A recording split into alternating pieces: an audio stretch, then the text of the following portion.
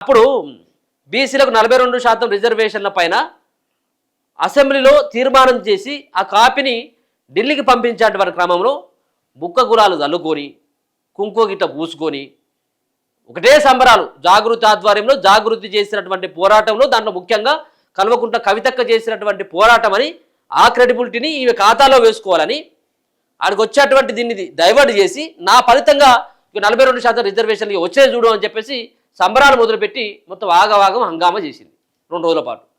మరి ఏమైంది తల్లి ఇప్పుడు మళ్ళీ వచ్చి మళ్ళీ రైల్వే ట్రాక్ల పైన రోడ్ల పైన కూకుంటా ఉన్నావు. రైలు రోకో చేస్తామని హెచ్చరిస్తే ఆర్డినెన్స్ తీసుకొచ్చినట్ట అది కూడా గవర్నర్ వద్ద ఆగిపోయింది. మరి ఇప్పుడు ఏం చేస్తే వస్తుందో మీరే చెప్పురు. ఇక మీరు ఏం చేస్తే వస్తుంది చెప్పురు. మీరు చేస్తేనేమో ఒక బిల్ ఏమో కేంద్రంలో అక్కడ ఆగింది, ఒకటేమో ఇక్కడ ఆగింది. ఇప్పుడు మరి ఏం చేస్తే ఇంకోటి పాస్ కావాలి. ఇప్పుడు 9th షెడ్యూల్ ఎట్లా చేయాలి?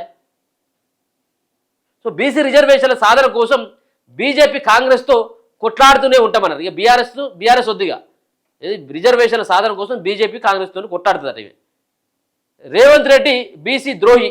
మీ నాయన, మరి మీ నాయన, మీ అన్న, మీరు మొన్నటి వరకు అదే పార్టీలో కదా మీరు ఉంది. మీరంతా మిమ్మల్ని ఏమనాలి?